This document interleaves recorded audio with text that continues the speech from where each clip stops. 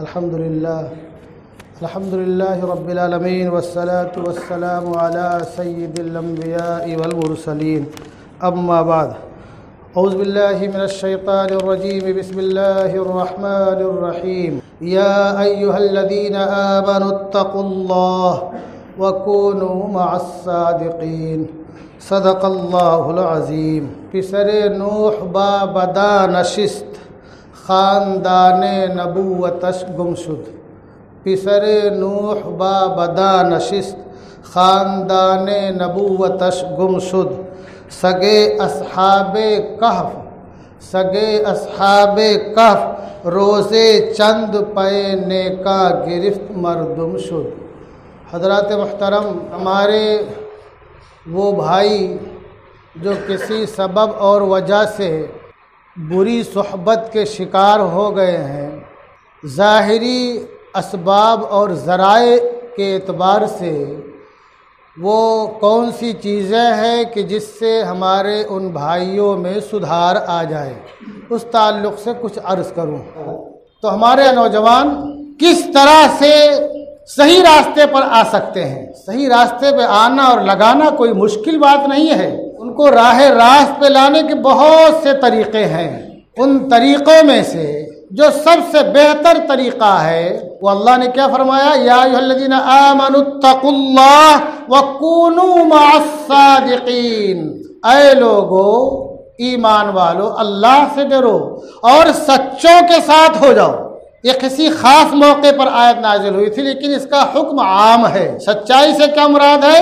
ہماری ظاہری جو معاملات ہیں اس میں بھی ہمیں سچائی کو اپنانا ہے، اور جو باطنی معاملات ہیں دل کے، اس میں بھی ہم کو سچائی کو اپنانا ہے. نیکی، تقوی، پرہیزگاری کو اپنانا ہے. تو سچوں کے ساتھ ہونا.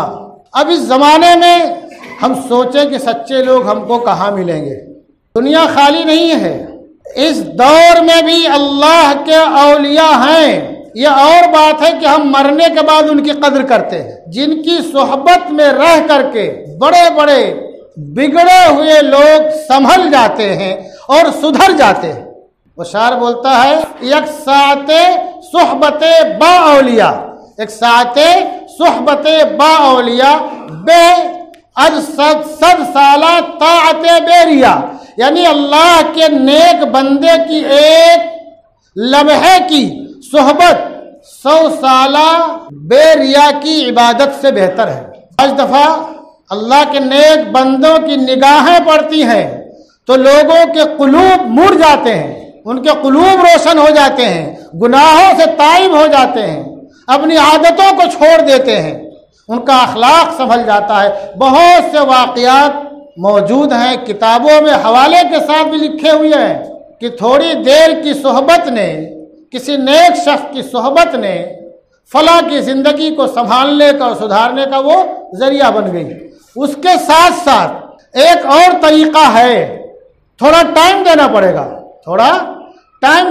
گا. وہ طریقہ کیا ہے؟ جو اکابر امت نے کسی زمانے میں حالات کی ناموافقت کو دیکھتے ہوئے اور گاؤں دیہات اور شہروں میں لوگوں کے مزاج کو اور بے دینی کو دیکھتے ہوئے رائج کیا تھا. وہ کیا ہے؟ تبلیغی جماعت کا سلسلہ. تبلیغی جماعت کا سلسلہ. تبلیغی جماعت وہ جماعت ہے، یہ وہ گروہ ہے جو زمین کے نیچے کی آسمان کے اوپر کی بات کرتی ہے، اللہ کا خوف دلوں میں پیدا کرتی ہے.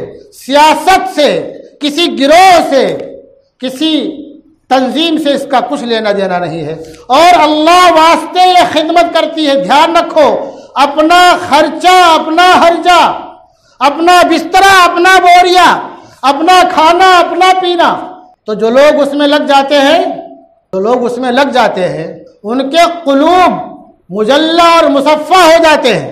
میں ایک مثال دوں. 1995 میں عرب کی جماعت کے ساتھ تھا، میں اتفاق سے ترجمان میں تھا.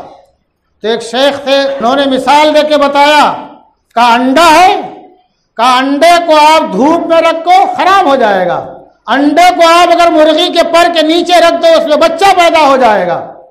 اگر انڈے کو آپ تیل ڈال کے تل دو تو کھانے مزہ آئے گا، ابال دو تو اور قوت بخش ہو جائے گا. تو انہوں نے بتایا کہ ہمارے وہ احباب جو کہ تبلیغی جماعت کے ساتھ لگ جاتے ہیں، ان کی صحبت میں بیٹھتے ہیں، وہ جیسے مرغی کا انڈا مرغی کے بازوؤں کے نیچے رکھا رہے 20-21 دن، اس کو سیتی رہے تو اس میں سے بچہ نکل آتا ہے، ایسے ہمارے وہ احباب جو کہ مسجدوں سے دور ہو چکے ہیں، اخلاقی بگاڑ کا شکار ہو چکے ہیں، وہ جب تبلیغی جماعت کے احباب کے ساتھ لگتے ہیں تو زندہ دل ہو جاتے ہیں، ان کے چہروں پر نورانیت لوٹ آتی ہے اور وہ اللہ کا ذکر کرنے والے، نماز کے پابند ہو جاتے ہیں، اپنے والدین کے خدمت گزار ہو جاتے ہیں، بھائی بہنوں کی فکر کرنے والے بن جاتے ہیں۔ یہ صحبت کا اثر ہوتا ہے، اس کا اثر ہوتا ہے، یہ صحبت کا اثر ہوتا ہے۔ صحبت کا اثر کتنا ہوتا ہے، ماحول کا اثر کتنا ہوتا ہے؟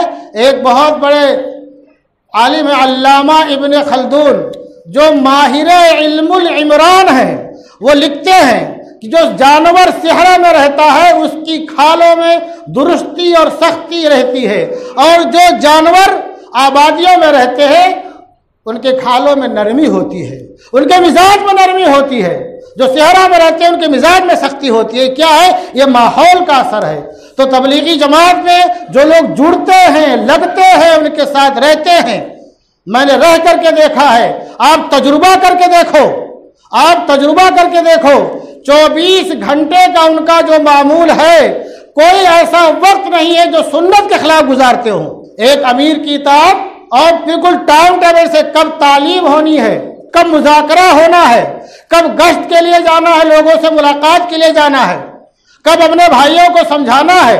اور سب سے بڑی بات جو ہوتی ہے کہ تبلیغی جماعت میں رہتے ہوئے تہجد کی پابندی ہوتی ہے، اشراق کی پابندی ہوتی ہے اور چاشت کی پابندی ہوتی ہے۔ اور جب آدمی 5 وقتہ جو فرائض ہے اس کے ادا کرنے کے ساتھ ساتھ سنن و نوافل کی پابندی کرتا ہے، اور اس کے ساتھ ساتھ جب تہجد، اشراق اور چاشت کی پابندی کرتا ہے تو اس کا دل ویسے ہی صاف ہو جاتا ہے، زندہ ہو جاتا ہے، اللہ کا خوف پیدا ہو جاتا ہے، اللہ کے محبت کی چاشنی اس کو مل جاتی ہے۔ ہمارے وہ بھائی جو کسی وجہ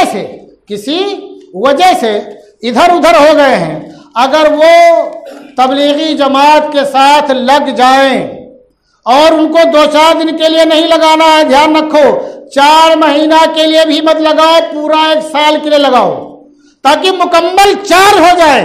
ان کا 24 گھنٹہ اللہ کے ان بندوں کے ساتھ گزرے جو 24 گھنٹہ سنت کے مطابق گزارنا چاہتے ہیں۔ تو اس میں جو اللہ کے نیک بندے ہوں گے، جب ان کے قلوب پر اللہ کی توجہ ہوگی تو جو یہ بندہ ان کے ساتھ رہے گا اس پر بھی توجہ ہوگی۔ اگر کسی کے لیے پنکھا جھلا جائے، وہ ہاتھ والا پنکھا، تو جو بازو میں بیٹھا ہوگا اس کو بھی ہوا لگے گی کہ نہیں لگے گی؟ تو جب 1 سال مسلسل ایسے لوگوں کے ساتھ رہیں گے، صحبت میں رہیں گے، تو جو اللہ کی طرف سے انوار و تجلیات کا نزول ہوگا، ظہور ہوگا، اس سے بھی اس کو فیض پہنچے گا۔ اور خود جب یہ 5 وقت کی نماز کی پابندی جماعت کے ساتھ کرے گا، تہجد کی پابندی کرے گا، اشراق کی پابندی کرے گا، چاشت کی پابندی کرے گا، اور اس کے ساتھ ساتھ جب وہ ایسے لوگوں کو جائے گا کلمے کی دعوت دینے کے لیے جن کو کلمہ نہیں یاد ہے، جن کو نماز نہیں آتی ہے، جن کے حالات بہت خستہ ہے، تو خود اس کا دل بہت نرم ہو جائے گا اور سوچے گا اب تک ہم کہاں پڑے تھے، ہماری زندگی کتنی خراب تھی۔ اصل زندگی تو یہ ہے جو اللہ اور اس کے رسول کی اطاعت میں، فرما برداری میں گزرے۔ دوستو، ایک خالی مختصر عرض کر دوں میں، صحبت کا اثر کتنا پڑتا ہے۔ صحبت کا اثر، ایک تفسیر ہے تفسیر مظہری، اور ایک تفسیر ہے روح المعانی، اور ایک کتاب ہے الاشباح والنظائر علامہ ابن نجیم کی۔ میں نے خالی 3 کتابوں کا حوالہ دیا ہے۔ ان 3 کتابوں میں جو اصحاب کہف کا واقعہ قرآن شریف میں ہے، وَكَلْبُهُمْ بَاسِطٌ ذِرَاعَيْهِ بِالْوَصِيدِ، کہ ان کا کتا دہلیز پر ہاتھ پھیلائے ہوئے بیٹھا تھا۔ ان مفسرین نے لکھا کوئی جانور جنت میں نہیں جائے گا۔ 5 جانوروں کا کسی نے نام لیا، کسی نے 2 کا، 2 میں سے 5 میں سے پہلا کون ہے؟ سب سے پہلا جو تذکرہ کیا صاحب روح المعانی نے، صاحب تفسیر مظہری نے، اور اشباح والنظائر میں علامہ ابن نجیم نے سب سے پہلا کس کا تذکرہ کیا ہے؟ اصحاب کہف کے کتے کا۔ آپ جمعہ کو سورہ کہف پڑھا کیجئے اور کبھی ترجمہ کے ساتھ ہی پڑھ لیا کیجئے کہ وہ کتا بھی جنت میں جائے گا، اب کس طرح سے وہ جنت میں رہے گا، کیا شکل ہوگی، اللہ بہتر جانتا ہے۔ یہ اس کو یہ مقام و مرتبہ کیسے اور کیوں ملا؟ ان نیک لوگوں، نیک جوانوں کے ساتھ رہنے کی وجہ سے۔ وہ نیک جوان تھے جو اپنے بادشاہ کے ظلم سے، کفر سے، شرک سے تنگ آ کر کے جنہوں نے ایک تنہائی میں پناہ لینے کی سوچی تھی۔ تو یہ سنگت کا اثر ہے، یہ صحبت کا اثر ہے کہ اس نے کتے کو اتنے اعلیٰ مقام پر پہنچا دیا کہ وہ بھی جنت میں جائے گا۔ تو تبلیغی جماعت کے احباب جو ہوتے ہیں وہ بڑی فکر رکھتے ہیں سدھار کی، اصلاح کی۔ تو جب ان کی صحبت میں ہمارے ایسے نوجوان یا بڑے بوڑھے رہیں گے تو اللہ تبارک و تعالیٰ انشاءاللہ سدھار تو پیدا ہی کرے گا، ان کا مقام و مرتبہ بھی بلند ہو جائے گا۔ اور ہم یہ نہ سوچیں کہ ہم تو پشتینی مسلمان ہیں۔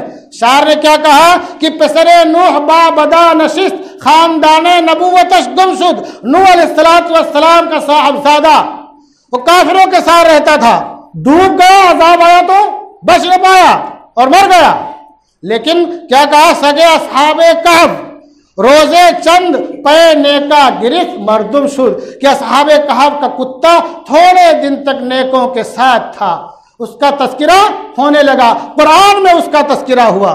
اور مفسرین نے لکھا حوالے کے ساتھ، خالد بن معدان کے روایت کے ساتھ، کہ وہ انشاءاللہ جنت میں جائے گا۔ تو یہ صحبت کا اثر ہوتا ہے۔ دوستو، تبلیغی جماعت کو گالیاں دینے سے کام نہیں چلے گا، تنقید کرنے سے کام نہیں چلے گا، انہیں کمیاں خامیاں ڈھونڈنے سے کام نہیں چلے گا۔ کام کیسے چلے گا؟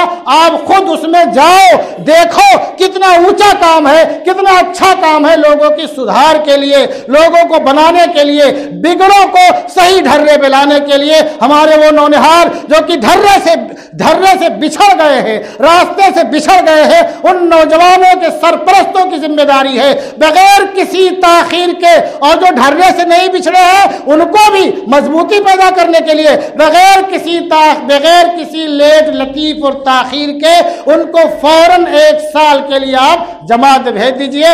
انشاءاللہ آپ کا لڑکا لوٹ کر کے آئے گا، آپ کا فرما بردار ہوگا، آپ کی بیوی کا فرما بردار ہوگا، اور پورے گھر کی فکر کرنے والا ہوگا، اس کے ساتھ ساتھ محلے کی، دوست و احباب کی، تمام امت مسلمہ کی فکر کرنے والا بن جائے گا انشاءاللہ تبارک و تعالی۔ اللہ تبارک و تعالی ہم تمام لوگوں کو اور ہماری نسلوں کو اسلام پر باقی رکھے، ایمان پر خاتمہ فرمائے، شہادت کی موت نصیب فرمائے، اور جناب محمد صلی اللہ علیہ وسلم کے محبوب شہر میں دفن ہونے کی سعادت عطا فرمائے۔ وما علینا الا البلاغ۔